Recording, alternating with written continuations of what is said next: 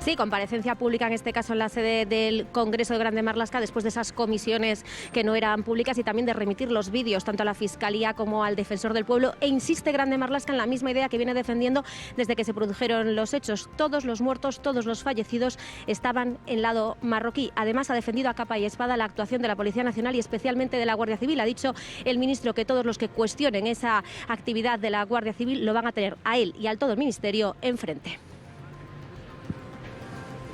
Lo dije y lo vuelvo a repetir. Estamos hablando de unos hechos trágicos que suceden fuera de nuestro país. No hubo ninguna pérdida de vida humana en territorio nacional. Ante acusaciones tan graves a la Guardia Civil, me van a tener, desde luego, a mí enfrente y a todo el Ministerio del Interior. Se hizo todo, decía Marlaska, de acuerdo a la legislación internacional, a los derechos humanos. Defendía, como ya han oído, esa actuación de la Guardia Civil el ministro e insistía en esa idea. No va a cambiar la versión, todas las versiones que ha dado son la misma. No hubo muertos en el lado español por más comparecencias o intentos de manipulación, decía Marlaska, que pretenda la oposición.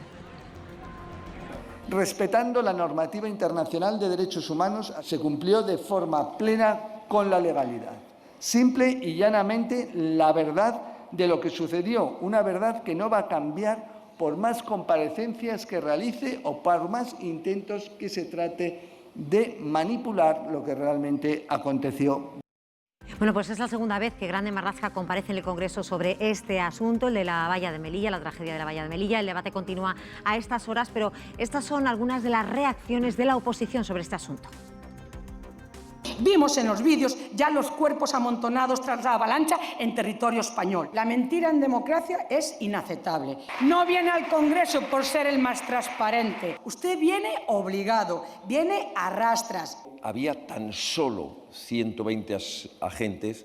Una de las grandes mentiras que usted le ha regalado a quienes odian a España, el que puedan ir diciendo que había muertos en nuestro territorio. ¿Y si lo había, qué? Bueno, la novedad en el día de hoy es que una nueva investigación apunta a que sí hubo muertos españoles en la valla. Desmiente esa versión del ministro Marlaska. Pido la opinión a la mesa. Saludamos en este punto a Samantha Villar, compañera de Radio Nacional, que se suma a nuestra mesa de análisis. La situación de Marlaska es más comprometida. Pues la verdad es que cada vez cuesta más creerle a Marlaska. Ese es el problema. Ahora dice que por más que se quiera intentar manipular la realidad, ¿qué está diciendo? Que un grupo de periodistas de medios internacionales tienen la intención de manipular la realidad. Cuesta mucho de creer, y quien haya visto cómo se opera en la valla de Melilla habitualmente, sobre todo en la parte de la frontera, en la parte marroquí de la frontera, pues sabe que si no es la Guardia Civil quien les atiende, los están dejando a una suerte tremenda. Hoy publica un reportaje El País con un consorcio de medios internacionales que me parece que es evidente. La BBC ya lo había hecho antes y las imágenes hablan por sí mismas. Las imágenes hablan de una persona fallecida en territorio español. Y se ve cómo un gendarme marroquí entra en territorio español y lo remueve hacia la otra frontera. En cualquier caso, omisión de socorro. Se ve cómo hay personas y se oyen testimonios de personas cómo pidieron auxilio. Hay un deber de socorro, sobre todo de una democracia. Yo de Marruecos, que es una dictadura, no espero nada.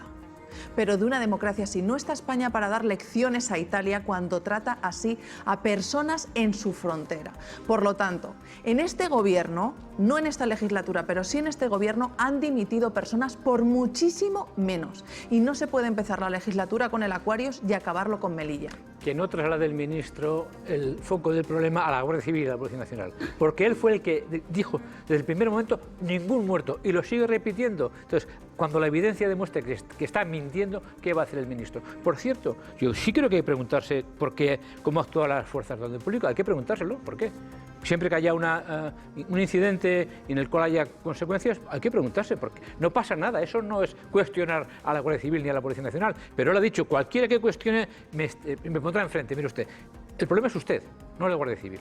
Además es que la base es ningún muerto, pero es que sí que hubo muertos. Y las ONGs lo elevan muchísimo más, hasta el 22, triple de los 70.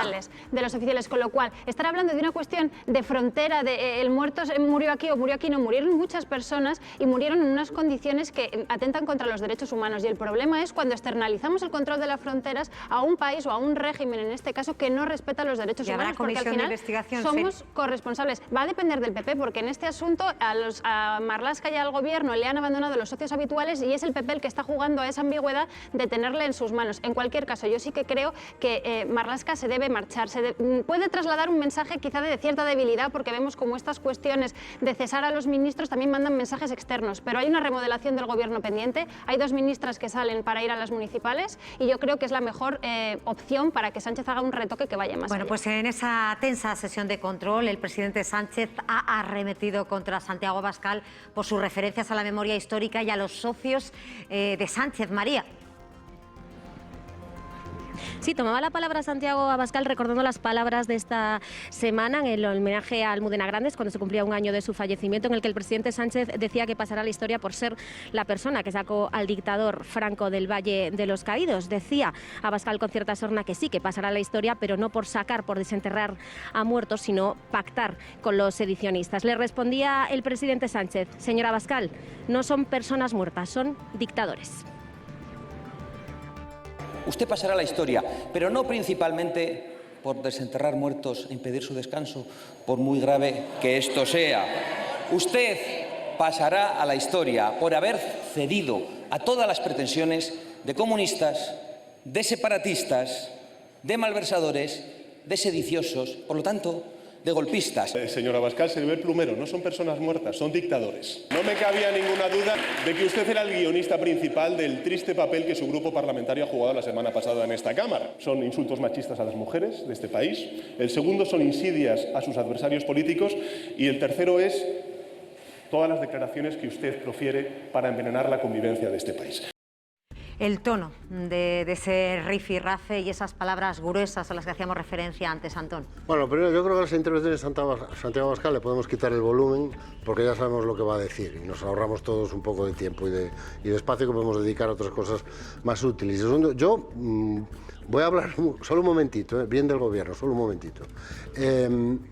A mí me ha gustado mucho el tono que ha empleado Pedro Sánchez para contestar a Santiago Abascal. Yo creo que así es como se contesta el discurso de la ultraderecha y el discurso de Vox, con un poco de sentido del humor, con tranquilidad y con contundencia. Efectivamente, no son personas muertas, es un dictador. Antón, me vas a perdonar porque la actualidad manda. Nos vamos directamente a la Embajada de Ucrania en Madrid. Allí está un equipo de Hablando Claro. Dani González, vamos a buscar la última hora. Ya saben, ha explotado una carta bomba en esa embajada. Cuéntanos, adelante, compañero.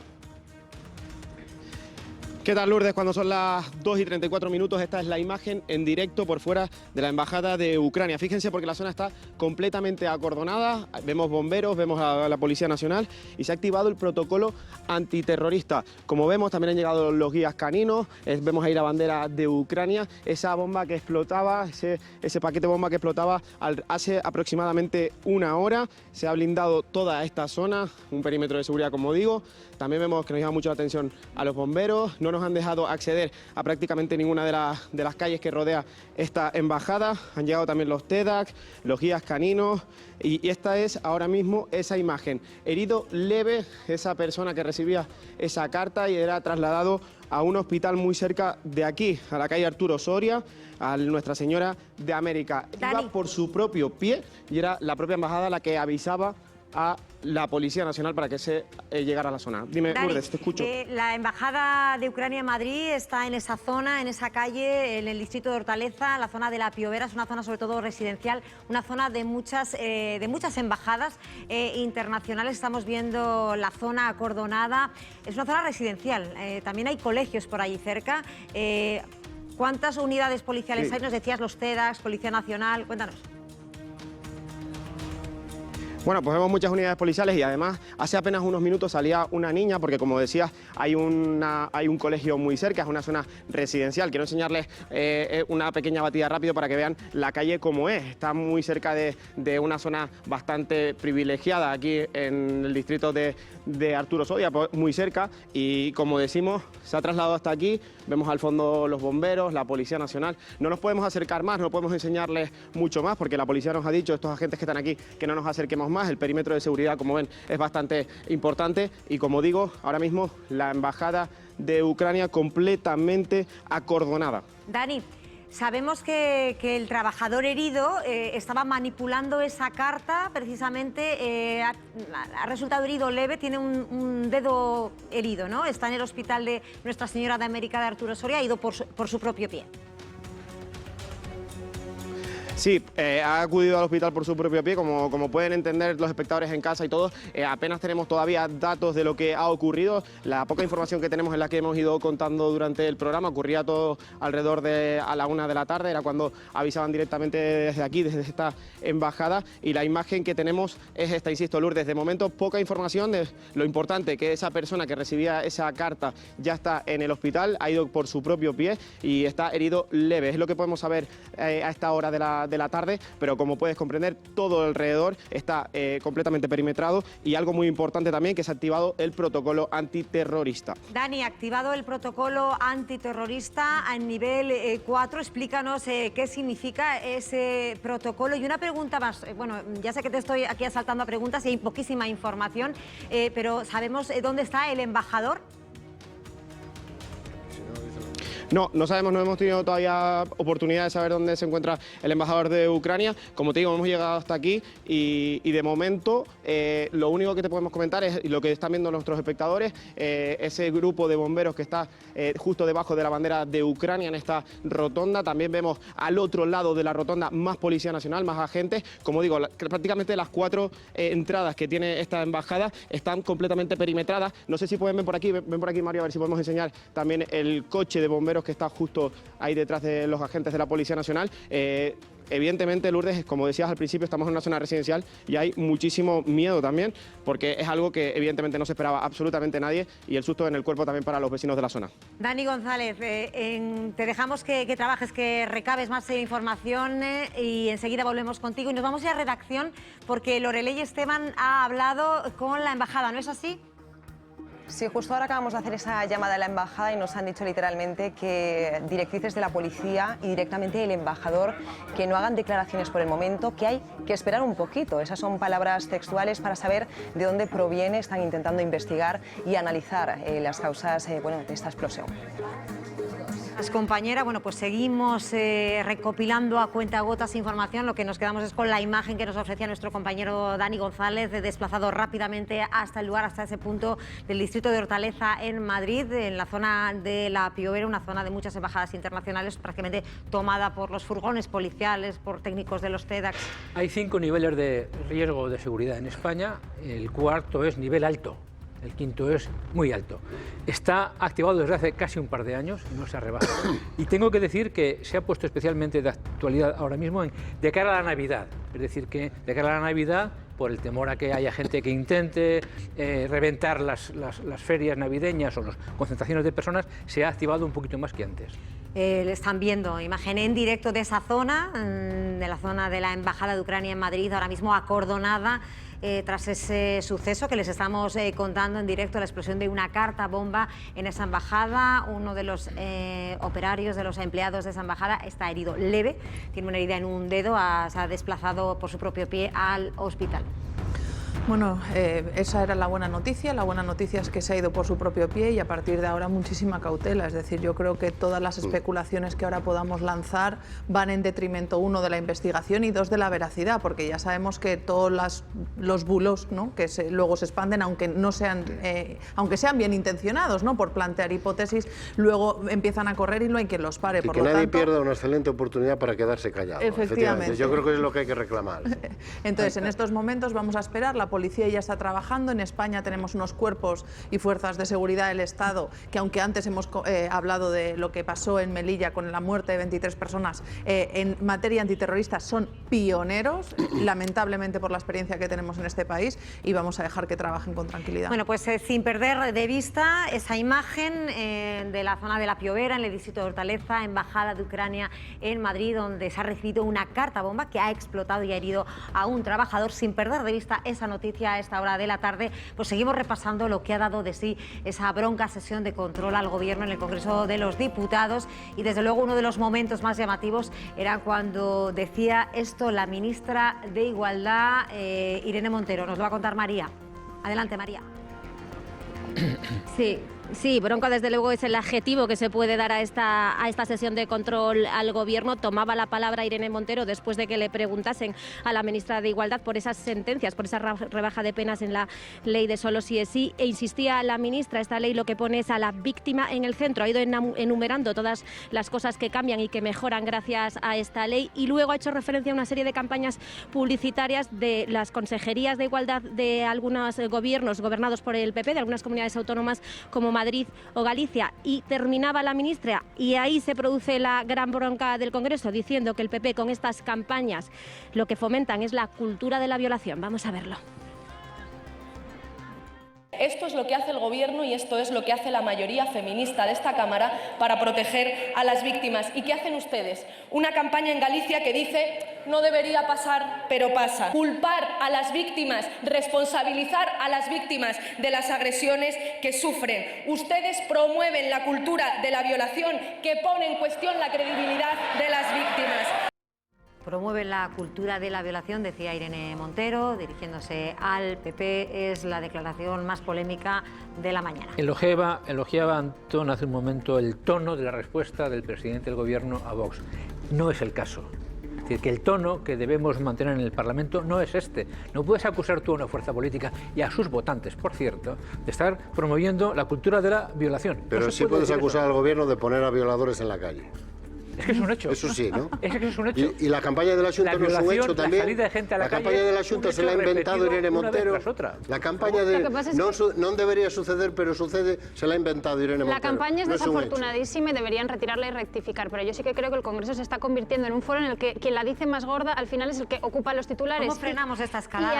Y ahora a Irene Montero le interesa desviar el foco de lo que pasó ayer con el Tribunal Supremo. El Gobierno estaba esperando a que el Tribunal Supremo unificase doctrina. Lo que dijo ayer el Tribunal Supremo, la sentencia de la Arandina, no es lo que esperaba el Gobierno, y lo que quieren es desviar la atención de lo verdaderamente importante, es que si hay que modificar esa ley, que yo creo que lo que dijo el Supremo ayer tampoco es lo que llevan diciendo muchos de los jueces que han aplicado reducciones de condena, que no, esto es automático. El Supremo dijo ayer tenemos que volver a la Embajada de Ucrania en Madrid. Buscamos la última hora. Dani González, nuestro compañero, está allí. Adelante, compañero.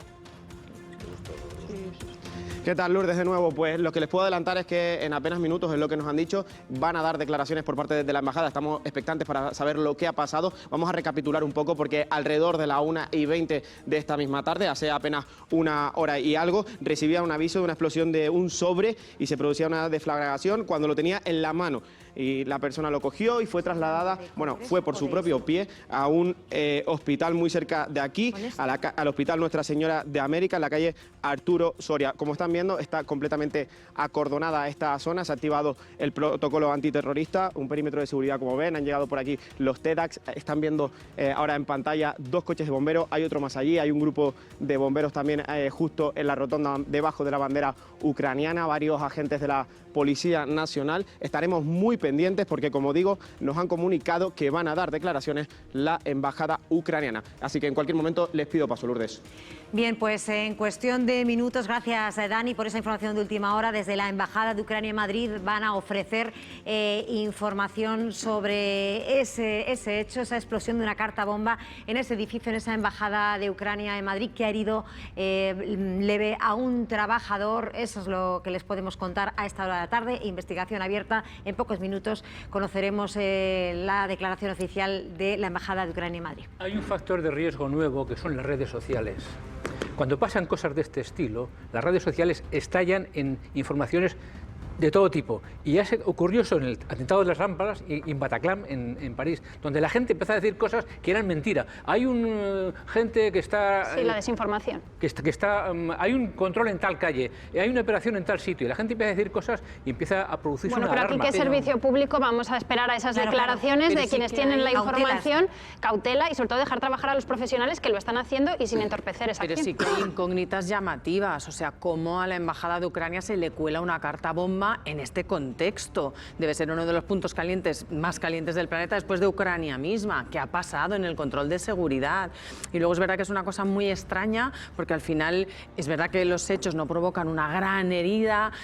¿Será fácil o difícil saber quién está detrás? Bueno, son incógnitas abiertas. Tenemos que ver, tenemos que esperar. Ahora mismo estamos a puntito de saber las primeras claves de la investigación. La demanda de información en estos momentos es muy alta porque es cierto que estamos en un momento de altísima conflictividad y Ucrania está en el punto de mira sobre todo de Rusia, pero hay que esperar. Bueno, pues con esta última hora terminamos. Gracias, queridos colaboradores, y muy pendientes de los datos que tengamos de esa explosión de la carta y de lo que nos cuenten nuestros compañeros del telediario. Sí, efectivamente, información que se irá actualizando de manera puntual, ya lo saben, en el canal 24 Horas y efectivamente con nuestros compañeros del 24 Horas. Esa es la imagen en directo, esa es la última hora, esa carta bomba que ha explotado en la embajada ucraniana en Madrid y la gran pregunta, ¿quién está detrás? Gracias por acompañarnos un día más. Les esperamos mañana.